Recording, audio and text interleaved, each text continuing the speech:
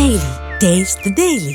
இஸ்ரேலை இந்த இடத்துல நீங்கள் பேசாமல் இஸ்ரேல் வந்து உட்காராம இந்த டீல் எப்படி நடக்கும் சொல்லுங்கள். அவன் யுரேனியம் என்ரிச்மெண்ட் நான் பண்ணுவேன்றான். ஈரான் அந்த 10 கோரிக்கையில் இது 10 அம்சத்தில் இருக்கு. கோரிக்கை இல்லை, 10 கண்டிஷனு. நீங்கள் அடி வாங்குறீங்கன்னு தெரிஞ்சால், நீங்கள் தோல்வி வர மாதிரி தெரிஞ்சதுன்னா அந்த இடத்துல ஒரு குழப்பத்தை உண்டு பண்ணுவதற்காகவும் காலம் தாழ்த்துவதற்காகவும் வேற ஏதாவது வேலையை செய்யறதுக்காகவும் கொஞ்ச நேரம் உங்களுக்கு தேவைப்படும். அந்த தேவையை பூர்த்தி செய்வதற்காக பேச்சுவார்த்தைன்ற பேரில் ஒரு இடத்துல போய் உட்காருவீங்க. ஆனால் இதே நம்பி தானே ஈரான் இல்லை, ஈரான் ரொம்ப தெளிவாக ஒன்று சொல்லியிருக்காங்க. இந்த இடத்துல வெறும் அமெரிக்காவும் ஈரானும் மாத்திரம் இருந்ததுன்னா நீங்கள் பேச்சுவார்த்தை முடியும்னா முடிச்சுக்கோங்க. ஆனால் இது இதோட முடியுமானா முடியாது. இதில் பாதிக்கப்பட்டது யாரு? வேரி சப்பாத்துறை மாதிரி தான். அடி வாங்குனது எங்கே வாங்குச்சு? கத்தாரு, குவைத்து, இவ்வளோ பேர் வாங்கியிருக்கானுங்களா நடுவில். இவங்க ஒருத்த கூட ரெப்ரசன்டேட்டிவே இல்லையா? இங்கே இருக்கிற பேசல்லேருந்து நீ வெளில போயிடு, இந்த இடத்த நாங்கள் பார்த்துக்குறோன்றதான் அவன் சொல்கிறான். அப்போ அவனையும் நீங்கள் கேட்கணும்ல, இவ்வளோ நாள் அந்த இடத்த நீ யூஸ் பண்ணியிருந்தல, அவனோட ரெப்ரசன்டேட்டிவ் நீ கூட வச்சுக்கணுமே வச்சுக்கூடாது. அதனால தான் சொல்கிறேன், இந்த பேச்சுவார்த்தை சும்மா ஐவாஷ். மேபி எல்லாருக்கும் கர்ச்சீப் கொடுக்கலாம். ஸோ ஓகே, யூஎஸ் பொறுத்த வரைக்கும் கர்ச்சீப் யூஸ் பண்ண மாட்டாங்க. டிஷ்யூ பேப்பர் எல்லாருக்கும் வேணால் ஒரு பண்டில் டிஷ்யூ பேப்பர் கொடுத்து நல்லா தொடச்சி கீழே போட்டு போங்கடா, அவ்வளோதான் பண்ண முடியுமே தவிர இது பேச்சுவார்த்தை நீ யூஎஸ் ஈரானும் பேசி பிரயோஜனம். சவுதி அரேபியாலையும் யூஏஇலையும் பஹ்ரைன்லையும் கட்டார்லையும் ஈராக்லையும் குவைத்லையும் அந்தந்த நாட்டோட சொத்து அடி வாங்குச்சுல்ல, அதுக்கெல்லாம் அமெரிக்கா கொடுக்குமா? ஸோ அந்த அமெரிக்காவுக்குள்ளேயே பொருளாதார பிரச்சனைகள், கடன் எவ்வளோ வாங்கியிருக்காங்க தெரியும். 10 நிமிஷம் கோரிக்கையில் இது நிறைவேற்றணும்னு நினச்சிட்டு அதை தான் கேட்குறேன். அது இப்போ அப்போ எதுக்காக நீங்கள் கூப்பிட்டீங்கன்னா டைம் வாங்குறதுக்காக. 2 பேருமே டைம் வாங்குறதுக்கு தான். டைம் வாங்குறதுன்னா என்ன சார்? டைம் வாங்குறதுன்னா இப்போ ஆயுதம் இவங்களுக்கும் வேணும், அவங்களுக்கும் வேணும். இந்த கேப்பில் அந்த என்றைக்குமே சீஸ் ஃபயர்னா அப்படி தாங்க. என்றைக்குமே ஒரு சீஸ் ஃபயர் அப்படின்னா அடுத்த கட்டத்துக்கு நகரத்துக்கு 2 பேர் ரெடியாக இருக்காங்கன்னு அர்த்தம். சும்மா பேச்சுவார்த்தை ட்ரை பண்ணுறோம். இப்போ ஈரானுக்கும் அந்த வேலையை நடந்துட்டு சொல்கிறீங்களா? ஈரானுக்கும் இந்த சீஸ் ஃபயரில் அந்த கேப்பில் வந்து ஆயுதம் உள்ள வாங்கிட்டு. எக்ஸாக்ட், நல்ல கேள்வி கேட்டீங்க. சைனா வந்து ஈரானுக்கு ஒரு பெரிய கன்சைன்மெண்ட் அனுப்புறதுக்காக தயாராக இருக்காங்க. அது ஆல்ரெடி பாதி வழியில் போயிட்டு இருக்கு. 3வது நாடுகளை உபயோகித்து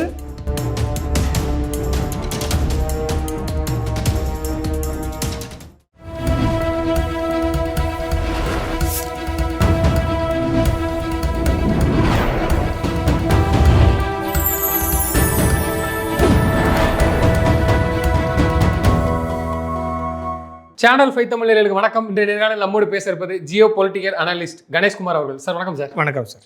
சார், பேச்சுவார்த்தை, அதாவது ஈரான் அமெரிக்க போர் நிறுத்த பேச்சுவார்த்தை வந்து இன்றைக்கி வந்து இஸ்லாமாபாத் பாகிஸ்தானில் வந்து அங்கே இவங்க சார்ந்தவங்க வந்து அங்கே முக்கியமான தலைவர்கள்லாம் போய் இறங்கியிருக்காங்க. ஜேடி வான்ஸ் அமெரிக்க துணை ஜனாதிபதியும் வந்திருக்காங்க.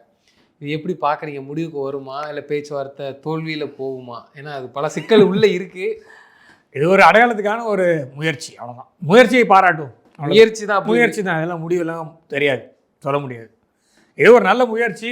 அதாவது அமெரிக்கா ரொம்ப வேண்டி கேட்டுக்கொண்டதுக்காக பாகிஸ்தான் அந்த வேலையை செஞ்சுருக்காங்க, அவ்வளோதான். அமெரிக்கா கேட்டு தான் பாகிஸ்தான் இதை பண்ணியிருக்கு.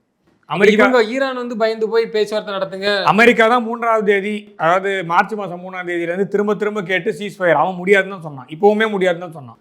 ஒவ்வொரு தடவை பேச்சுவார்த்தை நடத்தினாலும் அந்த பேச்சுவார்த்தையின் முடிவின் போது நீங்கள் எங்களை தாக்குகிறீர்கள், அதனால் பேச்சுவார்த்தை நடப்பது என்பது வீண், அதனால் பார்த்துடலாம் அப்படின்னு தான் 2 பேரும் மாறி சண்டை போட்டுன்னு இருக்காங்க. ஸோ அமெரிக்கா வந்து இதுக்கு மேலே நாங்கள் வந்து பேச்சுக்கு வந்து நாங்கள் உடன்படுகிறோம்னு சொல்லி அமெரிக்கா வந்து பாகிஸ்தான் மூலமாக புரோக்கர், அவங்களே ஆர்டிக்கல் எப்படி எழுதுறாங்க, புரோக்கர் பண்ண டீல் தான் இது. Pakistan is a broker country which broker date, அவ்வளோதான். ஆனால் இது முடிவுக்கெல்லாம் வருமானா நிறைய அவங்க கொடுக்குற 10 பாயிண்ட் இவன் ஒரு வெர்ஷன் சொல்கிறான், அவன் ஒரு வெர்ஷன் சொல்கிறான். ஒரு வருஷம் மட்டும் ஒரு வெர்ஷன் சொல்கிறான். இவன் ஒன்று சொல்கிறான், அவன் வந்து வேற இல்லை இது வரலன்றான். 10 பாயிண்ட்டு, அது எந்த மொழியில் இருந்தால் அந்த 10 பாயிண்ட்டுன்னு இருக்குல்ல, அவன் சொல்லிட்டான். 10ன்ற நம்பருக்கு காது கேட்கும்ல. அமெரிக்காவுக்கு வந்து எப்படின்னா செலக்டிவாக டெஃப், செலக்டிவ் செவ்டு, காரியவாதி அப்படின்னு சொல்லுவாங்கள்ல, அது மாதிரி காரிய பைத்தியம் அப்படின்னு சொல்லுவாங்கல்ல, அந்த மாதிரி இது வந்து காரிய செவிடாயிடுவாங்க அமெரிக்கா. 10 பாயிண்ட்டுன்னு சொல்கிறான். அது எந்த மொழியில் என்னென்ன இவன் ஒரு மொழி சொல்கிறான், பாரசீக மொழியில் ஈரான் கொடுக்குறான். அதை எடுத்து போய் பாகிஸ்தான் மெசஞ்சர் வேலை பார்க்குறது தான். இதை எடுத்து போய் அமெரிக்கா கிட்ட கொடுக்குது, இங்கிலீஷில் டிரான்ஸ்லேட் பண்ணி. இந்த 10 பாயிண்ட் ஒன்றான்னு பார்க்க வேண்டியது தான் பாகிஸ்தானோட வேலை.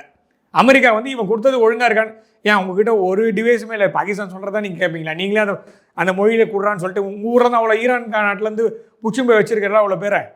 எந்த ஊரில் சண்டை நடந்தாலும் அந்த ஊர்லேருந்து ஒரு கணிசமான அமௌண்ட்டை கூட்டின்னு போய் அவங்க ஊரில் வச்சுப்பான் அமெரிக்கா.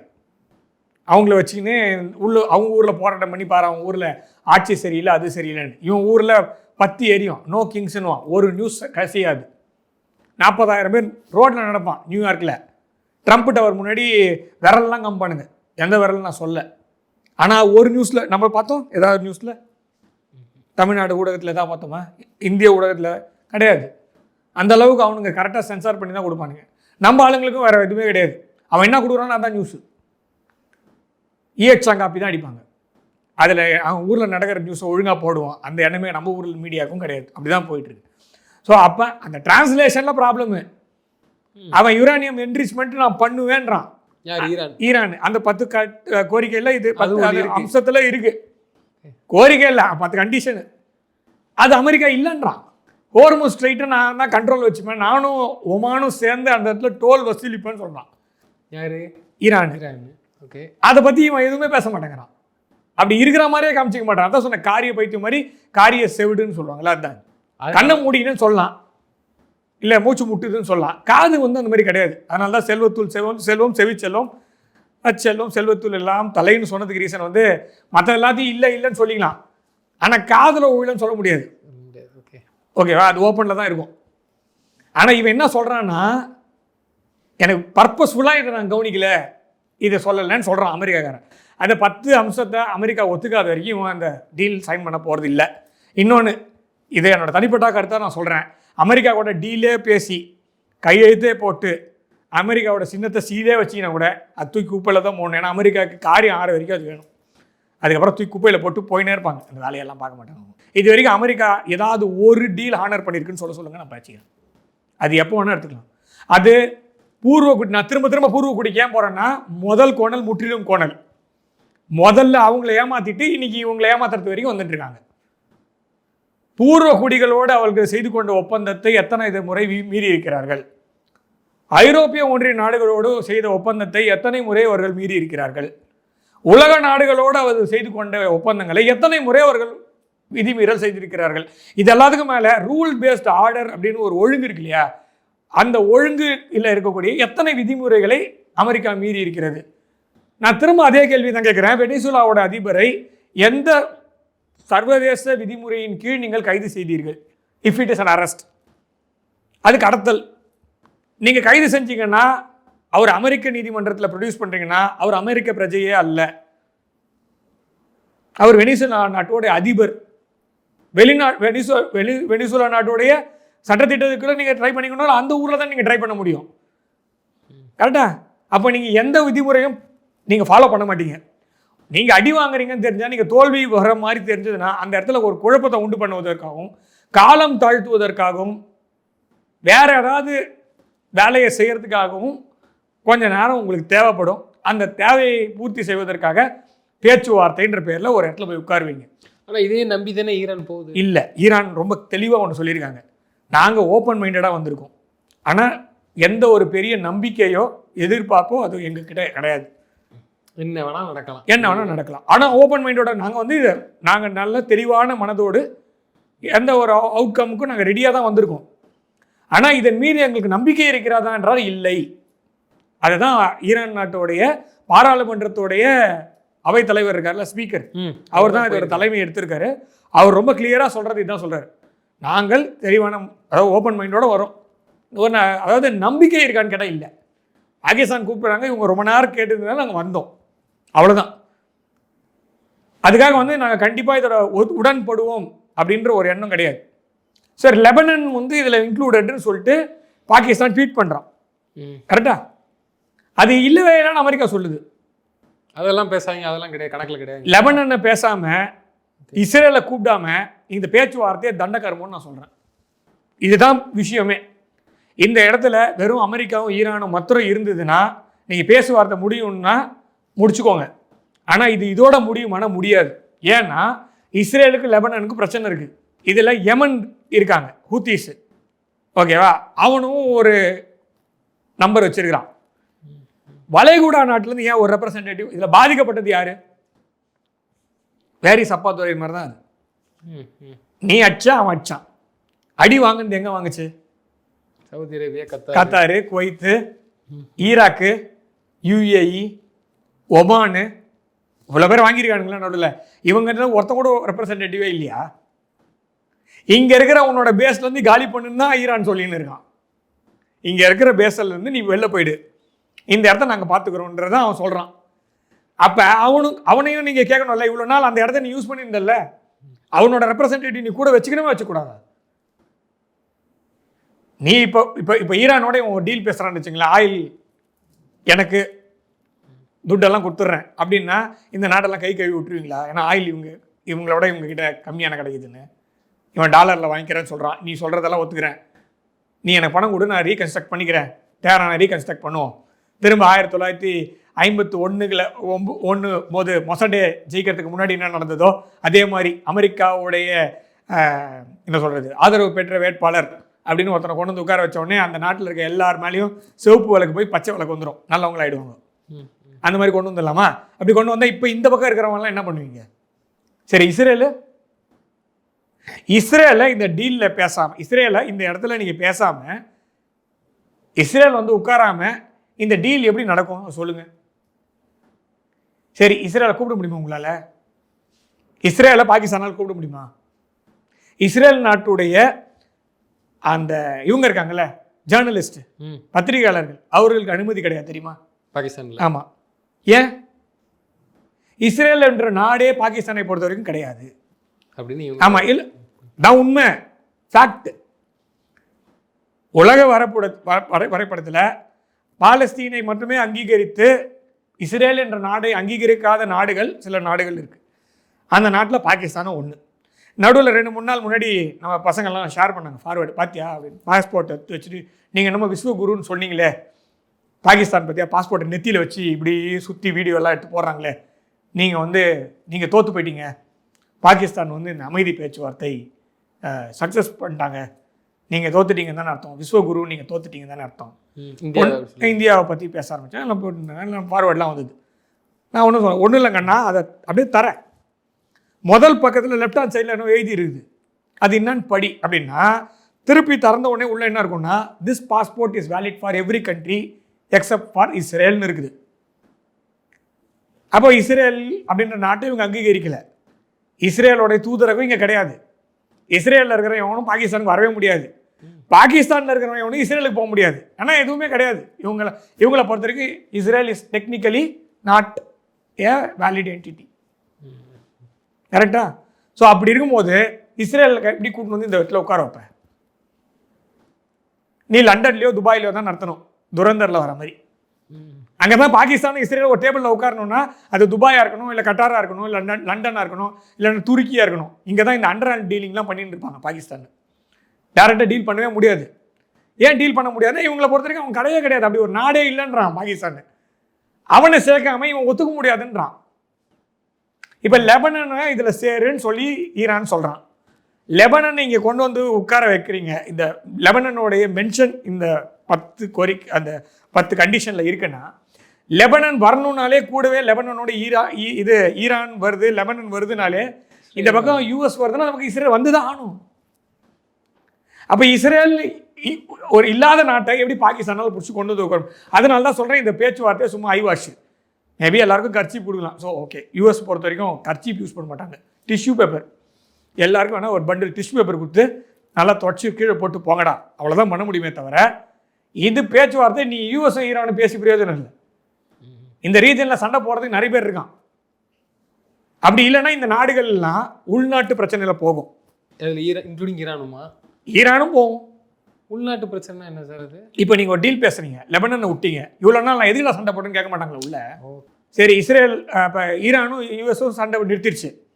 வளைகுடா நாடுகள் கேட்க மாட்டாங்க, இவ்வளோ நாள் எதுக்காக உனக்கு இடம் கொடுத்து வச்சுருந்தேன், எதுக்காக எனக்கு இவ்வளோ பேர் இவ்வளோ பாதிப்புக்குள்ளாச்சு, என்னையே எடுத்துக்கினேன், பேச வச்சுக்கினேன், அதோட பலனெல்லாம் நீ அனுபவிச்சிட்ட. இப்போ நான் எப்போ பிரச்சனை வருதோ நீ விட்டுட்டு ஓடிட்ட. அப்போ இவ்வளோ நாள் நீ வச்சிருந்தது இந்த உடஞ்சதுக்கெல்லாம் யார் பொறுப்பு? அப்போ அந்த இன்னொரு கண்டிஷன் அதில் வருது. அப்போ தான் உடைந்த பொருளுக்கு பணத்தை சேர்த்து செலவு பண்ணிட்டு போன்றான் ஈரான். ஈரானுக்கு மட்டுமா வளைகுடா நாடுகளுக்கு சேர்த்தா? ஈரான் கேட்டது ஈரானுக்கு மட்டும். ஆமாம், அப்போ கொடுக்கும்போது அவன் கேட்க மாட்டானா? என் பேச உள்ள இருக்கு அதான் நாசமாயிட்டு நீங்க உங்க இடம் பொது சொத்து. உன் பேச அடிப்பட்டு அது அமெரிக்கன் லேண்டுன்னு சொல்றீங்க, ஓகே, பொது சொத்து, ரிஃபைனரி, அதெல்லாம் எந்த கணக்கில் வரும்? கரெக்டா இல்லையா? அந்த நாட்டுடைய சொத்து அடி வாங்கிச்சுல. இப்போ சவுதி அரேபியாலையும் யுஏஇலையும் பஹ்ரைன்லையும் கட்டார்லையும் ஈராக்லையும் குவைத்லையும் அந்தந்த நாட்டோட சொத்து அடி வாங்கிச்சுல. அதுக்கெல்லாம் அமெரிக்கா கொடுக்குமா? ஸோ அப்போ மொத்தம் எவ்வளோ பணம் கொடுக்க வேண்டியிருக்கும் நீங்கள் யோசிச்சு பாருங்க. ஸோ இல்லை, அமெரிக்காவுக்குள்ளேயே பொருளாதார பிரச்சனை என்னன்னு நமக்கு தெரியும், கடன் எவ்வளோ வாங்கியிருக்காங்கன்னு தெரியும்.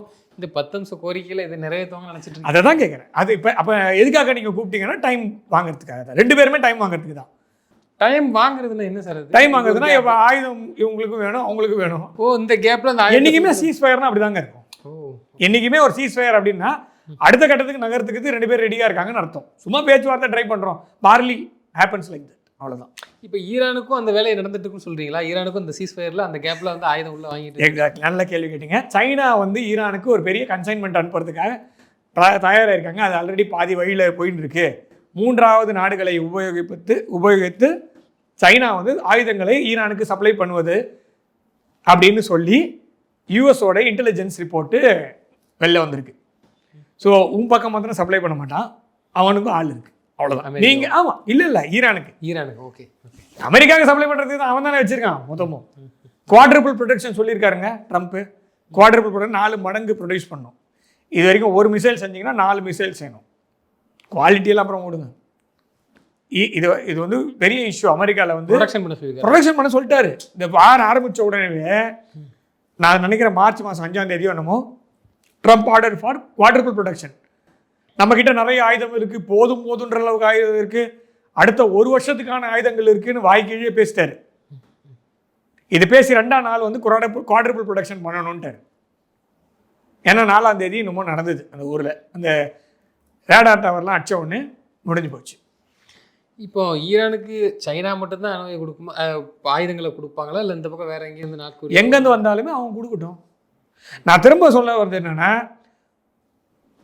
மாண்புமிகு வெளியுறவுத்துறை அமைச்சர் ஜெய்சங்கர் சொன்ன மாதிரி தான், யூரோப் ப்ராப்ளம் உலகத்தோட ப்ராப்ளம், ஆனால் உலகத்தோட ப்ராப்ளம் யூரோப்போட ப்ராப்ளம் இல்லை, அந்த மென்டாலிட்டிலேருந்து வெளில வாங்க அப்படின்னு அவர் சொன்னார். அதையே எக்ஸ்டெண்ட் பண்ணி தான் இப்போ நம்ம சொன்னோம், மேற்கத்திய நாடுகளின் ப்ராப்ளம் உலகத்தோட ப்ராப்ளம், ஆனால் உலகத்தோட ப்ராப்ளம் மேற்கத்திய நாடுகளோட ப்ராப்ளமே இல்லை, தொடச்சி போட்டு போயிடுவேன். ஆபரேஷன் சிந்தூர் போது எத்தனை பேர் நம்ம கூட நின்னாங்க சொல்லுங்க? ஒருத்தன் கூட நிற்கல. நாம் மாத்திரம் சண்டை போட்டோம். நம்மளுக்கு வேண்டப்பட்ட நாடு 2, ஒன்று ரஷ்யா, இன்னொன்று இஸ்ரேல். ஆனால் அவங்களுமே சண்டையில் இருந்தாங்க. அவங்களால உதவி செய்யணும்னு நினச்சா கூட முடியாத நிலைமையில இருந்தாங்க. ஆனால் வச்சு செஞ்சதுனால விட்டுட்டு ஓடிட்டான் பாகிஸ்தான். இப்போ மாத்திரம் எங்கேருந்து அமெரிக்காவுக்கு வந்து இது வருது? சரி, 26/11 அட்டாக் வந்ததுல இப்போ விட்டுருங்க. அப்போ அமெரிக்கா யார் பக்கம் நின்றுது? பாகிஸ்தான் பக்கம் தான் நின்றுது. David Coleman Headley was an American, Pakistani American citizen. இன்றைய நாள் 1 வருஷத்துக்கு முன்னாடி இந்த மெமரிஸில் காட்டும்ல, தாவூர் ராணா அந்த ஆளை வந்து அமெரிக்கா கோர்ட் வந்து ஹோல்டில் வைக்குது. இதே அமெரிக்கா இது பயங்கரவாதத்துக்கு எதிராக போராடின அமெரிக்கா நம்மளுடைய பயங்கரவாத லிஸ்ட்டில் இருக்கிற டாப் டெரரிஸ்ட்டை ஹோல்டில் வைக்குது. அவன் இருக்கானா இல்லையான்னு எனக்கு தெரியல அப்படின்னு பூசி மெழுகுது. போய் பார்த்தீங்கன்னா இன்னையோட டேட்டு போன வருஷம் போட்டு பார்த்தீங்கன்னா அது நியூஸ் இருக்குது. பிரைம் மினிஸ்டர் ட்வீட் பண்ணியிருக்காரு, அது நினைவூட்டலில் காட்டுது. ஸோ இவ்வளோதான். அமெரிக்கா பாகிஸ்தானை ஏன் அந்த இடத்தில் வைத்து கொண்டு இருக்கிறது என்றால் இந்த மாதிரி வேலை பார்க்கறதுக்கு தான். நமக்கு எதிராக வேலை பார்க்குது. அங்கே அந்த பிராந்தியத்தில் அமெரிக்காவோட புரோக்கர் கண்ட்ரினா பாகிஸ்தான் தான். இன்னைக்கு உலகத்துக்கே புரோக்கர் கண்ட்ரி யாரு? உலகத்துக்குலாம் புரோக்கர் கண்ட்ரிலாம் கிடையாது. அவங்க அமெரிக்காவுக்கு மாத்திரம் தான் புரோக்கர் பண்ணுவாங்க. ஓகே, புரியுது. பஞ்சாயத்து ஈரானுக்கு எதிராக வேலை செய்ய வேண்டுமா? இந்த இடம் உண்டு. ஆப்கானிஸ்தானுக்கு எதிராக வேலை செய்ய வேண்டுமா? இந்த இடம் உண்டு. இல்லை, இது ஈரான் சீனாவுக்கு எதிராக வேலை செய்ய வேண்டுமா? அந்த இடம் உண்டு. இந்தியாவுக்கு எதிராக வேலை செய்ய வேண்டுமா? அந்த இடம் உண்டு. இல்லை, இது 1900 ஒரே நிமிஷம் முடிச்சிடுறேன். 1935 ஆரம்பித்து வடிவமைக்கப்பட்டது தான் பாகிஸ்தான். இப்போ நீங்கள் கேளுங்க. சாரி. நிச்சயமா சார். இல்லை, ஈரானுக்கு இதில் நடக்குது எல்லாமே தெரியதானே செய்யும். தெரியும். அப்போ இவங்க எப்படி என்ன சம்மதிச்சு பாகிஸ்தானோட பேச்சுவார்த்தைக்கு வந்து அங்கே வச்சு ஓகே பண்ணி போகிறது எப்படி நம்பி போகிறாங்க? உலக நேரடி கையாளு பாகிஸ்தான் அமெரிக்காவோட நேரடி உலகத்தோடைய பார்வையை அவர்கள் நாட்டின் பக்கம் திருப்பி விட்டார்கள். இதில் பெரிய அச்சீவ்மெண்ட் வந்து ஈரானுக்கு. அவங்க போனாங்கல்ல, ஒரு 3 விமானங்களில் போனாங்க, 2 டீக்காய் சும்மா டம்மி, ஒன்றுத்துல தான் அந்த குழு போகுது. ஓகேவா? அதில் அந்த அதோட பேர் என்ன தெரியுமா வச்சிருக்காங்க? அந்த குழுவோட அந்த பேர், அந்த பேச்சுவார்த்தை குழுவோட பேர் என்ன தெரியுமா? மினாப் 168. நம்ம ஸ்கூல் மேலே தாக்குதல் பண்ணாங்கன்னு நம்ம பேசணும், ஞாபகம் இருக்கா? அந்த பள்ளி மாணவர்கள் நினைவாக, அந்த 150 குழந்தைகளின் நினைவாக அந்த தூதுக்குழுவோடைய பெயரையே அவர்கள் மினாப் 168 வச்சிருக்காங்க. விமானத்துக்குள்ளே இருக்கையில கூட அந்த போட்டோஸ்லாம் வச்சு ரத்தம் தோய்ந்த புத்தக பைகளையும் அவர்கள் படங்களையும் ஒரு வெள்ளை ரோஜாவையும் வைத்து கொண்டு சென்றார்கள். இது உலகம் எல்லாரும் பார்க்குறாங்கல்ல, இதுவே அவங்களோட முதல் வெற்றி. நீ பண்ணது தப்புன்னு காமிக்கிறான்ல. ஸோ இது ஈரான் டெக்னிக்கலி அவன் என்ன மூவ் பண்ணணும்னு நினைக்கிறானோ அதை பண்ணிட்டு இருக்கான். உங்களோட நரேட்டிவ் வார் வேலை செய்யாது. இதை தான் சொன்னேன், உலகத்தில் வந்து எதை வேணால் நீங்கள் மறைக்கலாம், இந்த விஷயத்த நீங்கள் மறைக்க முடியாது. அதை எவ்வளோ அழகாக அவங்களால கொண்டு வந்து சேர்க்க முடியுமோ சேர்த்துட்டாங்க ஈரான். இதற்கு மேல் உலக மக்கள் தான் அதுக்கு பதில் சொல்ல வேண்டும். நிச்சயமா சார். இப்போ வந்து அயத்துல்லா கமேனியை விட முஜ்தபா கமேனி வந்து ரொம்ப கொடூரமானவர், தீவிரமான சொல்லி இப்போ இஸ்ரேல் சொல்லுது. அது அடுத்த ஏங்க நீங்கள் 86 வயசுங்க அவரு அதான் சொல்கிறேனே, நீங்கள் யார் யாரெல்லாம் மிதவாதின்னு சொல்லியிருந்தாங்களோ, யார் யாரெல்லாம் பேச்சுவார்த்தைக்கு தயாராக இருந்தார்களோ, யார் யாரெல்லாம் பேச்சுவார்த்தைக்கு உடன்பட்டு பேச்சுவார்த்தை நடத்தி கொண்டு இருக்கிறாரோ அனைவரையும் கொன்று விட்டாயிட்டு. எவெல்லாம் பேச்சுவார்த்தைக்கு வருவானோ ஈரான் சைடில், இதே தான் பாலஸ்தீன் சைட்லேயுமே, எவெல்லாம் பேச்சுவார்த்தைக்கு வருவானோ அவனெல்லாம் போட்டு தள்ளியாச்சு. அப்போ வரவெல்லாம் கொடூரமாக இருக்காமல் எப்படி இருப்பான் அவன்? கண்டிப்பாக ஏங்க, நீங்கள் பேச்சுவார்த்தைக்கு உடன்பட்டு ஒருத்தன் உட்காந்து டேபிளில் பேசுறதுக்கு ரெடியாக இருக்கான், அவன் மேலே ஒரு தாக்குதல் பண்ணி கொண்டுடுறீங்க. அப்போ அடுத்த வரவன் எப்படி இருப்பான்? சரி, இன்னொருத்தவன் எதுக்காக அமைதியாக வரணுன்ற ஒரு கேள்வி ஒரு மாதிரி. அவன் நாட்டில் நீங்கள் நம்மளை விட்டுருங்க, நம்மலாம் வந்து அமெரிக்காவோட சப்போர்ட்டர்ஸ் இல்லை, நம்மளாம் அமெரிக்கா சப்போர்ட்டர்ஸே. நம்மளுக்கு டாலர் முக்கியம், நம்ம நாட்டுடைய வரலாறு, நம்மளுடைய பாரம்பரியம், அதெல்லாம் நம்மளுக்கு தேவையே இல்லை. இன்றைக்கி டாலரு நம்மளுடைய சில வெறுப்புக்கு ஏற்பாடு பண்ணாரு நம்ம ரன் பண்ணிட்டு இருக்கோம். எனக்கு பாகிஸ்தானுக்கு கணக்கு தெரியாது, பாகிஸ்தானில் நடக்கிற பிரச்சனை தெரியாது, பாகிஸ்தானால் கிடைக்கக்கூடிய ஆபத்து தெரியாது. நாளைக்கு அமெரிக்கா பாகிஸ்தான் தோல் மேலே கை போட்டுட்டு உட்காந்துருக்கான், அதனால பாகிஸ்தான் இவ்வளோ ஜாலியாக இருக்கான்றது தெரியாது. ஈரான் இன்னைக்கு புதுசாக மாட்டின்னு இருக்கான். என்னோட ஆத்திரத்தை போக்கிக்கணுன்றதுக்காக ஈரான் மீது நம்ம வெறுப்பை கக்கிக்கிறோம், அது வேறு விஷயம். ஸோ அந்த மாதிரி அந்த எண்ணத்தை நம்ம வைத்திருக்கிறோம். ஆனால் பாகிஸ்தான் நம்ம பேசவே இல்லையே, அதுதான் இது விஷயமா நம்ம எடுத்துக்கணும். இதில் ஈரான் வந்து தன்னுடைய முன்னெடுப்பை சரியாக நகர்த்துகிறது, அதுதான் நம்ம பார்க்கணும். சார், ஒருவேளை ஒரு அசம்பாவிதம் பேச்சுவார்த்தைக்கு நம்ம தயாரில்லை, நீ வரவனுக்குலாம் கொண்டுனா ஒருவேளை அந்த அசம்பாவிதம் அதை செய்ய மாட்டாங்க. அதை அமெரிக்காவும் செய்யாது, பாகிஸ்தானும் அது முடிஞ்சு போயிடும் வச்சுக்கோமா. அதாவது ஜென்ரலாக வரலாற்று வந்து அமெரிக்கா எல்லா சர்வதேச ரூலையும் மதிக்க மாட்டாங்க. இருந்தாலும் நம்மளோட இலக்கியத்திலலாம் கூட சொல்லியிருக்காங்க, மாதரை கொன்றவர் உண்டு, தூதரை கொன்றவர் இல்லை அப்படின்ற நம்ம ஊரில் இருக்கக்கூடிய நம்மளுடைய வரலாறு, அதுதான் சொல்கிறோம். அந்த மாதிரி தூதரை கொள்கிற அளவுக்கு அவங்க இருப்பாங்களான்னு எனக்கு தெரியல. ஆனால் அதுவும் நீங்கள் சொல்கிறத வச்சு பார்க்கும்போது மேபி அது கூட நடக்கலாம். ஏன்னா அமெரிக்கா அது வந்து எப்படி நினச்சிட்டு இருக்குன்னா, உலகமே வந்து அவங்களுடைய கைப்பாவை அப்படின்ற மாதிரி எண்ணத்தில் தான் இருக்காங்க. ஏன்னா இந்த பேச்சுவார்த்தையை போன தடவை நான் சொல்கிறது இதே வந்து ஒரு 45 நாட்களுக்கு முன்னாடி இதே ஈரானும் இதே அமெரிக்காவும் உட்காந்து பேசினவங்க தானே. பேச்சுவார்த்தை முடிவு எட்டப்படவில்லைன்னு உடனே போய் குண்டு போட்டாங்கல்ல. ஓகே. ஸோ இது ஒன்றும் புதுசு கிடையாதுல்ல, இது புதுசா இல்லை. அமெரிக்கா யாரோட இதெல்லாம் செஞ்சுருக்காங்க? பனாமாவோட செஞ்சுருக்காங்க. இதை பனாமாவோட இதே போல் பேச்சுவார்த்தை நடத்தி மத்தியானம் பேச்சுவார்த்தை நடத்தியிருப்பாங்க, சாயங்காலம் குண்டு போட்டிருப்பாங்க 7 மணிக்கு, ஒரு 3 மணி நேரம். இவர் ஃப்ளைட் அவரோட ஏர் ஸ்பேஸ் கூட தாண்டி இருக்காரு. இங்கேயும் அது நடக்கும்னு சொல்றீங்களா? பேச்சுவார்த்தை தோல்வி தெரியல. இவங்க போய் இறங்கிறதுக்குள்ள அந்த இடத்துல ஊரில் தாக்குதல் பண்ண கூட கேட்கறதுக்கு இல்லை. இவர் தான் அவங்களுடைய மோடஸ் ஆப்பரண்டி, இப்படி தான் அவங்க இது வரைக்கும் நடந்துட்டு இருக்காங்க. இப்படிதான் அவங்களுடைய இப்படி இருக்க அமெரிக்காவை இவங்க வந்து என்ன பண்ணணும்னா பேச்சுவார்த்தைக்கு இதுக்கு அதான் இவ்வளோ நாள் சொல்லிட்டு இருந்தாங்க, பேச்சுவார்த்தை தேவையில்லைன்னு. பாகிஸ்தான் ரொம்ப கேட்கறதுனால அவங்களுக்கும் டைம் வேணும், ஒரு காரிடார். நான் சொன்ன மாதிரி நிறைய பேச்சுவார்த்தைன்றது எப்போ உடன்படும்னா அந்த கேப்பில் 2 பேருமே குவிப்பாங்க. ஸோ இதில் 2 பேருக்கு பெரிய பிரச்சனை இருக்குது. ஒன்று இஸ்ரேலு, இன்னொன்று வளைகுடா நாடுகள். இவங்க 2 பேருமே நம்மளுக்கு அதான் நீங்க சொன்ன மாதிரி உங்க 2 பேர் பஞ்சாயத்துல நான் தான்டா சாகுறேன் அப்படின்னு அந்த முடிவு எடுத்திருக்கக்கூடிய வளைகுடா நாடுகள் இதுவும் யாருமே இன்வால்வ். அதான் நான் கேக்குறேன், நீங்க இவங்களை பேசவே மாட்டேங்கிறீங்க. அப்ப இன்னமும் அமெரிக்கா நம்பிட்டு இருக்குதுன்னா நம்ம அமெரிக்காவை நம்புகிறதுன்றதுல அவங்களுக்கு வேற ஆப்ஷனே இல்லைன்றாங்க. This is what happens when you outsource your kitchen. அவன் போடுறதை தான் தின்னணும். நீங்க வேற ஏதாவது ஆப்ஷன் இருக்கா உங்களுக்கு? இஸ்ரேல் இதில் கொஞ்சம் பரவாயில்ல, சவுதி அரேபியா கூட பரவாயில்ல. சில சமயத்தில் அவங்க ரஷ்யா கிட்ட ஒரு பேச்சுவார்த்தை நடத்திட்டு இருக்காங்க. இந்த பெட்ரோ டாலர் சிஸ்டத்தை கொஸ்டின் பண்ணும்போது முகமது பின் சல்மான் வந்து ரஷ்யா கிட்ட பேச ஆரம்பிச்சார். நீ கூட எனக்கு இவன் வானா கட்டி விட்டுறலான்ட்டு. அதுக்கப்புறமா தான் இன்சென்டிவ் கொடுத்தாரு. அதுக்கப்புறம் தான் நிறைய ஃபைல்ஸ் எல்லாம் ரிலீஸ் ஆச்சு. அந்த ஃபைல்ஸில் இவரோட பேர்லாம் வந்துச்சு. அதுக்கப்புறம் அப்படியே ஃபுல்லாக பல்ட்டி அடிச்சு பிரிக்ஸே வானா அமெரிக்காவோடய இருக்குன்னு சொல்லிட்டு மாறிட்டார். ஆனால் மற்றவங்களுக்குலாம் ஆப்ஷனே கிடையாது. ரொம்ப சின்ன நாடுகள். அவங்களுக்கு வேணும்னா கண்டிப்பாக இந்தியாவோ சைனாவோ பெரிய நாடுகள் ரஷ்யாவோ இவர்கள் பக்கம் நின்றால்தான் அவங்களுக்கு. ஆனால் அது கூட அவன் எழுந்து வெளில போனால் தான் உண்டு. இந்த பகுதியிலிருந்து அவன் வெளியே போனால் தான் இந்த மத்தியஸ்தமே பண்ண முடியும். அவன் உட்கார்ந்துருக்க வரைக்கும் அடி வாங்கி தான் ஆகணும். இஸ்ரேலை பொறுத்த வரைக்கும் அவங்க கிட்ட வெல் டிஃபைன்ட் ஆர்மி, அவங்க வந்து சண்டை போடுற அளவுக்கான பாப்புலேஷன் இருக்குது. அதுவும் இல்லாமல் 18 வயதுக்கு மேற்பட்ட அனைவரும் இராணுவத்திற்கு கண்டிப்பாக என்ரோல் செய்ய வேண்டும் அப்படிங்கிறது வந்து அவங்க ஊரில் இருக்குது. இவங்கெல்லாம் வந்து ஜாலியாக சிட்டியே வந்து கண்ணாடியில் கட்டியிருக்கான். அமெரிக்கா வரும் சொல்லி வளர்க்கப்பட்டவர்கள் இவர்கள். ஸோ இவங்களுக்கு என்ன பண்ணுவாங்கன்னு தெரியாது. ஸோ அதனால் இவங்க 2 பேர் பேசி முடிவு பண்ணாலும் இவங்க 2 பேர் இல்லாமல் இந்த பேச்சுவார்த்தை தொடர்வது வேஸ்ட்டுன்றத மாதிரி தான் பார்க்கணும் இல்லையா? அதை தான் நம்ம பார்க்கணும். இப்போ ஹார்மோஸ் வந்து இப்போ வந்து முழுமையாக திறக்கப்படுமா எப்படி சார்? அது திரும்ப ஈரான் சொல்லுது என்னென்னா ஹோர்முஸ் திறந்து தான் இருக்குது, அமெரிக்காவுக்கு திறக்கல. அமெரிக்காவுடைய ஆதரவு புதுசாக ரூட்லாம் எடுத்து கொடுத்துருக்காங்க, இந்த வழியாக போங்க, எனக்கு எங்கே கண்ணி வெடி இருக்குங்கிறது தெரியல. அதே மாதிரி சொல்லிட்டு போகிறேன். அதாவது என்ன சொல்கிறாங்கன்னா ஈரான் வந்து எங்ககிட்ட ஒரு வேர்ட் ஆஃப் மவுத் சொல்லிட்டு போங்க அப்படின்றாங்க. போகும்போது எங்களை தகவல் நான் திறந்து விட்றேன், நீ பாட்டு போ.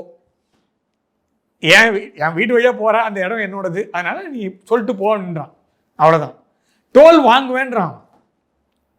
பிட்காயின்ஸ்லையோ இல்லை கிரிப்டோ கரன்சிலையோ இல்லைன்னா யுவான்லையோ ஈரானியன் ரியால்லையோ அதையும் சேர்த்துக்குங்க இப்போ புதுசாக.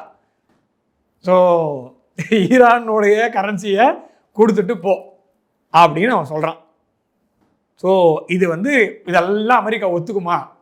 அமெரிக்காவோட ஈகோ இதுக்கு இடம் கொடுக்குமா? தெரியாது. ஸோ அதனால் வெயிட் பண்ணி பார்ப்போம். 1 நாள் 2 நாள் போன உடனே தான் நமக்கு தெரியும். நிச்சயமா சார். தொடர்ந்து எங்களுக்கு கருத்துக்களை பயந்தமைக்கு நன்றி. ஜெயின் சார்.